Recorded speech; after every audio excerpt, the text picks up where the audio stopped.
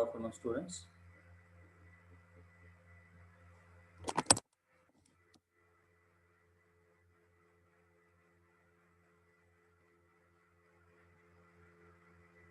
Are you hearing my voice?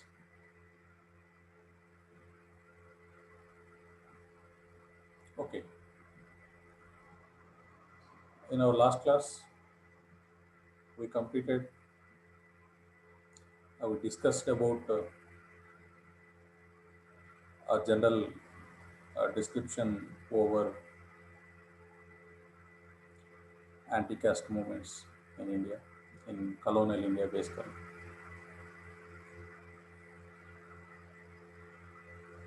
The emergence of anti-caste movements. We also discussed the various reasons and the factors which led to the starting of these movements. The basic thing which behind the emergence of anti-caste movements are the Brahminical hierarchy, against the Brahminical hierarchy, and the social inequality, and the untouchability which the Hindu society has followed.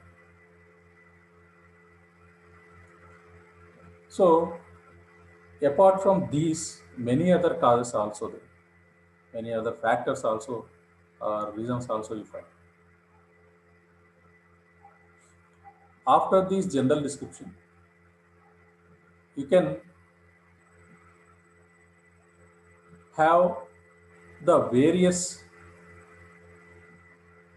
anti-caste movements which started in India.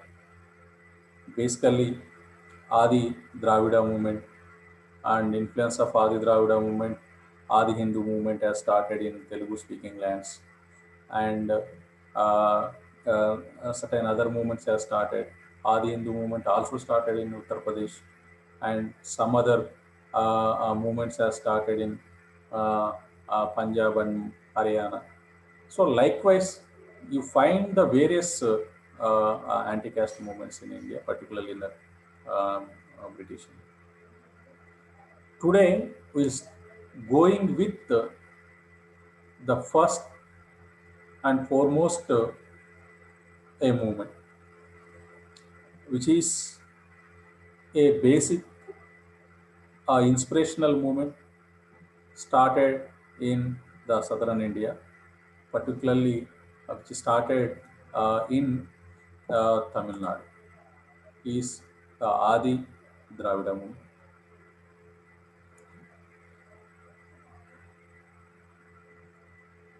So Adi Dravida movement, one of the important movement within the anti-caste movement,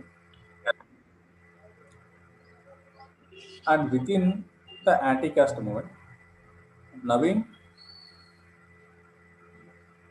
are you hearing my voice? Yes, sir.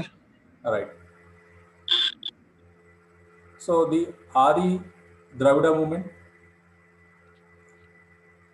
which is a important movement among the anti-caste and Dalit upliftment and the Dalit movements which started in India particularly. And on the inspiration of Adi Dravida, many other movements have started in India. Within the Tamil Nadu, the self-respect movement has started. Outside Tamil Nadu, which are in Telugu speaking lands, Adi Hindu movement has started. With the influence of Adi Dravida movement, anti-caste movements in Karnataka has started. Likewise, many movements have started in southern India, and also certain movements also started in the Kerala. Ezua, also in for temple entry. All these are the influence of these movements. So we'll see about the Adi Dravida today, and tomorrow we'll go with the Adi Hindi. Okay, likewise, we'll see each and every movement very detailed in next classes, and I will go with today the Adi Dravida movement. Okay, so first of all, going in details, I have to share my screen, and so that I will give other things.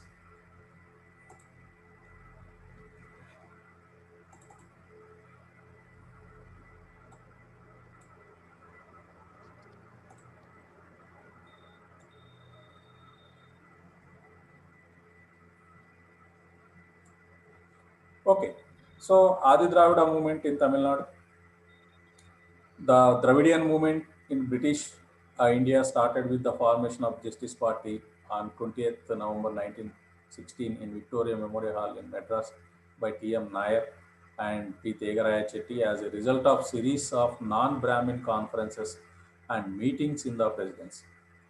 Okay, so communal division between the Brahmins and non-Brahmins began in the presidency during the late 19th and 20th centuries, mainly due to caste prejudice and disproportionate Brahminical representation in government jobs. The Justice Party's foundation marked the culmination of several efforts to establish an organization to represent the non-Brahmins in Madras Presidency.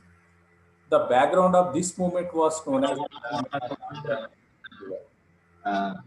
the Brahmins in the Madras Presidency enjoyed a higher position in India's social hierarchy. By the 1850s, Telugu and Tamil Brahmins, comprising only 3.2 of the population, began to increase their political power by filling most of the jobs which were open to Indian men at that time. They dominated the administrative service and newly created urban professions in 19th and 20th centuries. The higher literary and English language proficiency among the Brahmins were instrumental in this ascendancy. The political and social economical divide between Brahmins and non-Brahmins became more apparent in the beginning of 20th century. This breach was further exaggerated by the Anne Besant and her home rule for India movement. Okay, so the dominance of Brahmins was also evident in the membership of Madras Legislative Council. During 1910-20, 8 of the 9 official members, which is appointed by the governors of Madras, were Brahmins. Apart from the appointed members, Brahmins also formed the majority of the members elected to the council from the district boards and the municipalities. During this period, the Madras Province Congress Committee was also dominated by Brahmins. Okay, of the 11 major newspapers and magazines in presidency, two, the Madras Mail and Madras Times, were run by the European sympathetic to the crown. There were evangelical and non-political periodicals for the Hindu, the Indian Review, and Swadeshi Mitra and Andhra Patrika were published by Brahmins, while New India, run by Anne Besant, was sympathetic to the Brahmins. This dominance was denounced by the non-Brahmin leaders in the form of pamphlets and open letters written to the Madras government. The earliest examples of such pamphlets are the ones authored by the pseudonymous author calling himself Fair Play in 1895. By the second decade of 20th century, the Brahmins of presidency were themselves divided into three factions.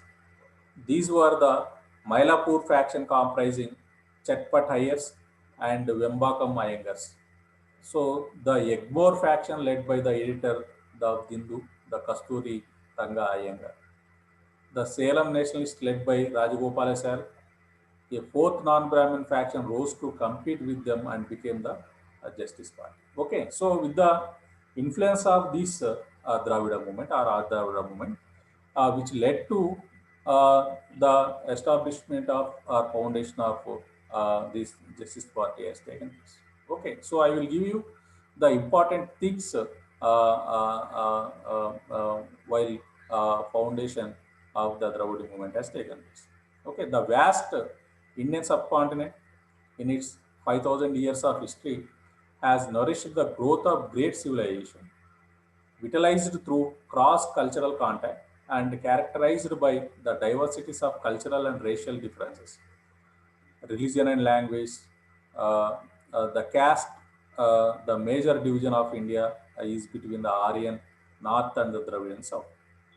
So the Dravidian peoples today represented linguistically dominate South India below an irregular line starting south of Goa on the western coast, running roughly northeast to the Scut, the eastern side of the Beira, and then about east southeast to the Bay of Bengal, an area responding to present states of Madras, Kerala, Mysore, and Andhra.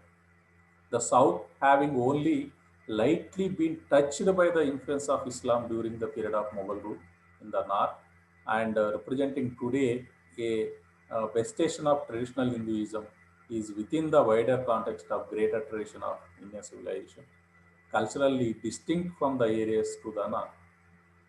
These two basic cultural regions are divided not only by language but by the food eaten, the style of dress, and general pattern of life. Indeed, a South Indian visiting Delhi, for example, may feel the differences so acutely that he will look upon the North as a different one. Okay, so the differences between North and South are real, and yet much of antipathy that has arisen between two regions is more the product of historical myth than of reality. European historians and philologists such as Sir John Marshall and Robert Caldwell have in their research and hypothesis provided and foundations for regional historical myths which hark back to the days of former power and glory.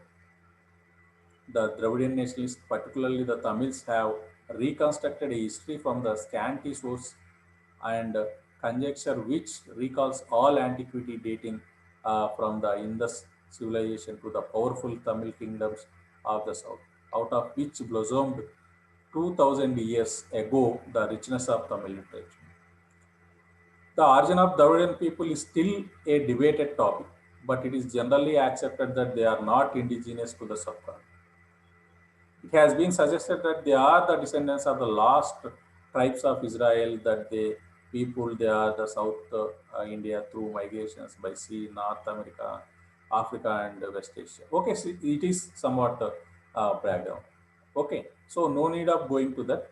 Okay, so as the Aryans pushed down into India, beginning about 2000 BC, the Dravidians moved south, mixing with the dark proto-Asteroid people who evidence of human antiquity in dating back about 5 lakh years and exist today as the tribal people of South India. Okay, it is also a well-known theory, and as the Aryans expanded to south, began with the Aryan invasion. All these are the well-known theories. No need of going this. Okay. So the process of Aryanization began as the Sanskritic elements were introduced into the Tamil language, and local customs were incorporated into the formation of new social order, and the Dravidian deities were given Sanskrit labels and were placed in the elastic pantheon of Brahminical religion. This Aryan Dravidian fusion is probably foundation of Hinduism as a popular religion. Archaeological discoveries indicate, for example, that the worship of Durga and Shiva has a great antiquity than the Aryan era. While the Hinduism cannot be considered as some Tamil nationalists would suggest un-Dravidian Sanskritic religion was nevertheless a tool social control in the hands of Brahmins. So the position afforded the Brahmin by Tamil kings and the increasing use of Sanskrit forms provided the base for the introduction of Sanskritic forms, provided the base for the introduction of the hierarchical organization of caste into Tamil society. So Dravidian social organization was divided into several principal classes, but caste, nothing but Varna, was unknown until the advent of Aryanization. The process was slow and not altogether effective. The ruling kings were admitted into the Kshatriya caste, and in some instances, certain princes were integrated into Brahmin community itself. So the occupational super guild system of caste brought other groups into hierarchy. So the vast majority of the people remained outside the pale of caste. The social jealousies came to manifest themselves primarily in the relationship between the Brahmin and non-Brahmin in the south. So the Brahmin of South India, often socially and psychologically aloof, as retained an exclusion of the caste orthodoxy, often combining economic power derived from the land ownership with religious authority. The Brahmin further separated himself from the lower caste and increased his control over them. With the modern period, the Brahmin as a indigenous element of his high ascriptive status was to respond to westernization. The literary tradition of Brahmin gave him the initial advantage in the Western education, and with the command of English, he entered the colonial administration, gaining new criteria of status in addition to the old, together with the new economic advantages, further widening gap between the elite and the mass. So the position of Brahmin endangered suspicion, if not hated in the mind of non-Brahmin and in any case of South India. The sight of Brahmin was considered an illness. Several communities even observe pollution from the visit of Brahmin to their village. And Parpane, Namba, Kodatu, trust not the Brahmin, has become a saying widespread among the villages of Tamil Nadu. Without education, economic power, or political influence, the non-Brahmin of Tamil Nadu felt the yoke of oppression and exploitation. Among the urban non-Brahmin classes, however, they gradually emerged as a counter-elite of these politically articulate and highly educated members of communities of lesser status and power. In reaction to the incipient nationalist movement, represented by the 19th century Hindu revivalism, for example, which could only increase and fortify the position of the Brahmin caste and non-Brahmins of Madras Presidency, sought to ally with the colonial regime, believing that foreign rule would protect their position and in some way neutralize power difference within the population. Consciousness, conscious of the vital role of literacy as the base of Brahmin ritual monopoly of government offices, the non-Brahmin elite sought to advance their communities first through the education. In 1873, Jyotirao Phule of Pune, a man of Mali caste and relatively little education, uh, founded the Satyasojak Samaj with purpose of asserting the worth and dignity of man irrespective of caste. The movement was not strictly anti-Brahmin, but it emphasized the social tyranny, the caste system, and the fought for the abolition. The organization never gained power or success, but it was the beginning of series of similar movements throughout the South India. Dr. C. Natesha Mudalayar in 1914, then a medical student in Madras, founded the Dravidian Home, a hostel for non-Brahmin students. Mudalayar had founded the non-Brahmins were unable to find hostel accommodations in Madras. because of caste barrier. The home functioned for only 2 years, but during at the time, Mudaliar began the Dravidian Association with the purpose of advancing non-Brahmin political power through Dravidian approach. The Raja Panagal was elected president of the association, Dr. T.M. Nair, vice president, and Mudaliar secretary. The organization sought to safeguard the political, social, economic interests of Dravidian people. Its declared aspiration was the establishment of Dravidian state under the British Raj, a government of, by, and for the non-Brahmin. The real impetus to the Dravidian movement did not come until the formation of the South Indian Liberal Federation, popularly known as the Justice Party. So the Dravidian Association had not effectively gained the loyalty of non-Brahmin politicians, the most prominent of whom were Dr.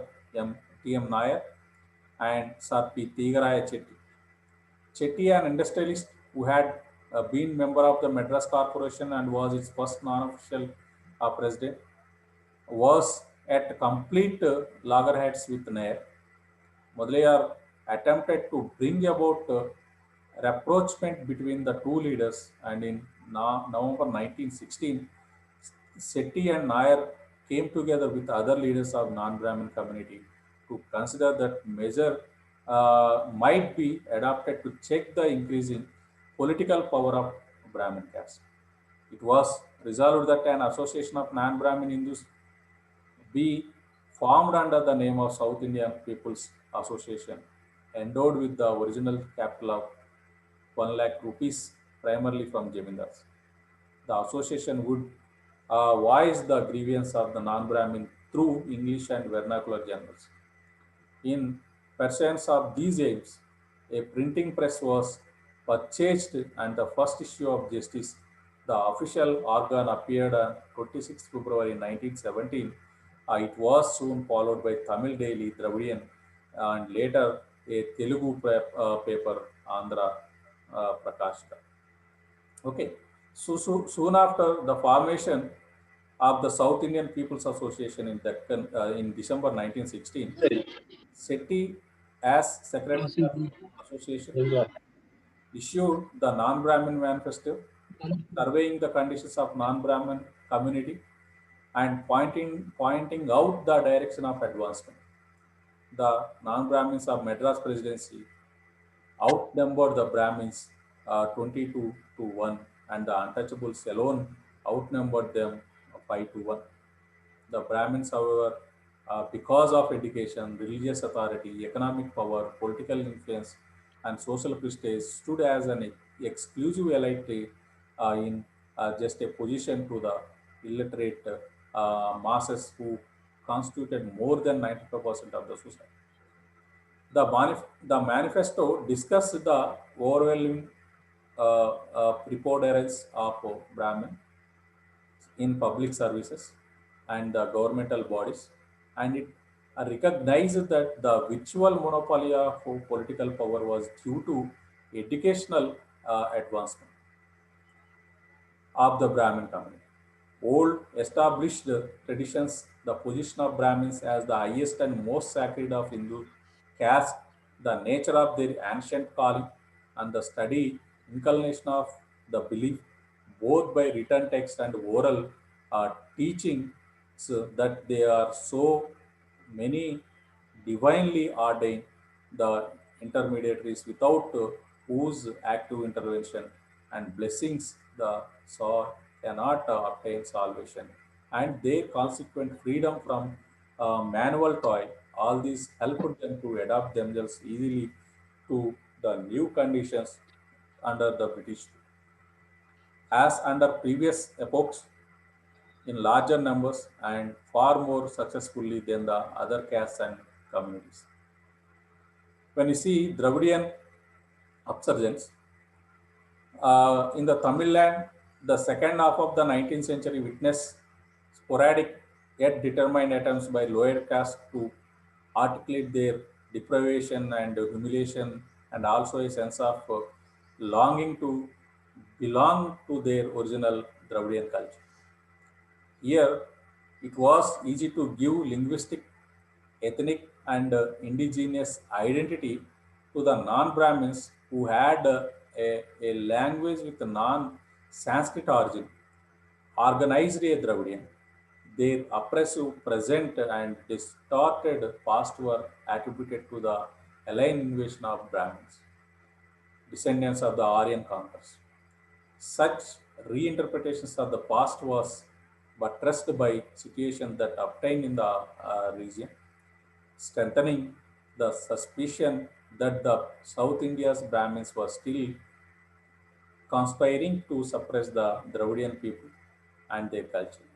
Here, the non-Brahmins adopted their indigenous and autonomous Tamil literary traditions in battle for social and political equality, emphasizing pre-Sanskrit and non-Aryan Dravidian heritage of the South. Several Tamil Sangams were formed in cities like Madurai and Madras. The rival interest in ancient Tamil classics spurred the publication of many journals which attacked the alien and oppressive Brahminical culture. The Dravidian Kajagam of 1882 raised and debated ideological matrix of Dravidianism. At the turn of new century, the stage was set for emergence of powerful non-Brahmin movement in the region. Okay, so these are certain backgrounds for Adi Dravida movement and also later called as the Dravidian movement. And we'll go in details with the Ramaswamy Nayakar, E.V. Ramaswamy Nayakar self-respect movement, and before him another important personality's contribution, particularly in the Dravidian movement. We'll see these two concepts in tomorrow's class, and after that we'll go with Adi Hindu movement. Okay, so this is about Adi Dravida movement and various concepts which regarding to Adi Dravida and also Dravida movement in Tamil Nadu. Okay, so which is also non-Brahmin movement and non-Aryan movement, and there are other names also. So this is about Adi Dravida movement in Tamil Nadu, and I will give you about various things, particularly who had association with these Adi Dravida, who are the founders of Adi Dravida, and who are having their active role in the Adi Dravida movement in tomorrow's class. Okay, so thank you. Today I am going to ending my class, and I will meet you tomorrow with another concept. Okay, thank you. I am ending my class now. Yes.